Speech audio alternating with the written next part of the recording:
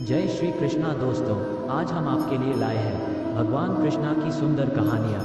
इन कहानियों में आपको भगवान कृष्ण की महानता और अपने भक्तों के प्रति उनके प्रेम भाव के दर्शन होंगे।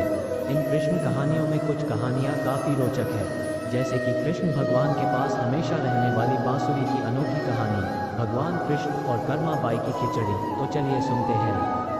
कृष्णा के बांसुरी की कहानी। द्वापर युग का समय चल रहा था। भगवान श्री कृष्ण के रूप में महाविष्णु अपने 8वां अवतार में जन्म ले चुके थे। सभी देवता, भगवान, सुर, ऋषिमुनि भेष बदलकर एक एक करके बाल कृष्ण से मिलने आ रहे थे।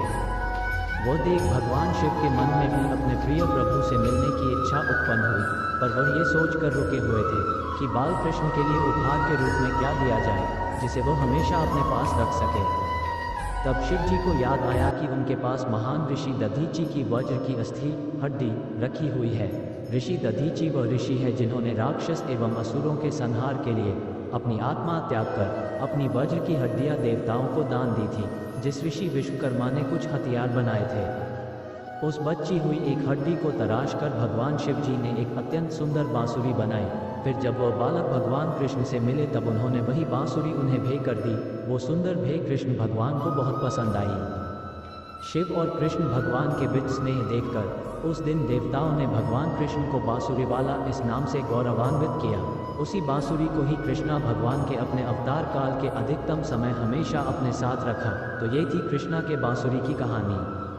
द्वापर युग में घटित कृष्ण और राधा की कहानियाँ कौन नहीं जानता। उस वक्त देवताओं में ये चर्चा थी कि राधा ही भगवान कृष्ण की सबसे बड़ी भक्त है, पर इस बात से एक व्यक्ति सहमत नहीं थे और वह थे नारद मुनि। वह अपने आप को ही भगवान कृष्ण का सबसे बड़ा भक्त मानते थे, पर देवताओं में राधा रानी के विषय में चर्चा सुनकर उन्हें जलन महसूस होने लगी थी। नारद मुनि के स्वभाव से भगवान कृष्ण भी अच्छी तरह अवगत थे। एक दिन नारद मुनि कृष्ण भगवान से मिलने द्वारिकापुरी गए थे। उन्हें आता देख भगवान श्री कृष्ण अपना सिर पकड़कर बैठे गए। मुनिवर ने उन्हें देखते ही पूछा, क्या हुआ प्रभु, आप यूं सिर पकड़कर क्यों बैठे हैं? उस पर द्वारिकाधीश ने उत्तर दिया, मुनिवर आज हमें सिर में बहुत पीड़ा हो रही है। नारद बोले, तो प्रभु इस पीड़ा को मिटने का क्या कोई उपाय है? कृष्ण ने कहा, हाँ उपाय तो है। अगर मेरा सबसे बड़ा भक्त अपने चरण धोकर उसका चरण अमृत मुझे पिलाएगा तो मेरा सिर दर्द पल भर में ठीक हो जाएगा।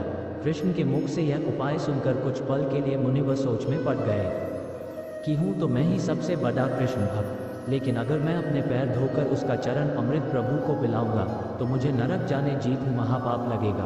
परंतु राधा को भी तो सब कृष्ण का बड़ा भक्त मानते हैं। इतना सोचने के बाद भगवान कृष्ण से आज्ञा लेकर नारद तुरंत राधा रानी के महल में जा पहुँचे और उन्हें प्रभु के सिर में हो रही पीड़ा एवं उसके उपाय के बारे में वृतांत सुनाया। वो सुनकर राधा रानी ने एक क्षण का भी विलंब न करते हुए अपने चरण धोकर उसका अमृत एक कटोरी में नारद मुनि के हाथ में ला कर दिया और कहा, मुनिवर मैं नहीं जानती कि मैं भगवान कृष्ण की कितनी बड़ी भक्त हूँ, पर मैं अपने ईश्वर आराध्य को पीड़ा में नहीं देख सकती। राधा के मुख से वो सच्चे भक्ति भाव के शब्द सुनकर नारद मुनि की आंखें खुल गई और वह समझ गए कि राधा रानी ही कृष्ण की सबसे बड़ी भक्त है और प्रभु श्री कृष्ण ने ये लीला मुझे समझाने के लिए रची थी।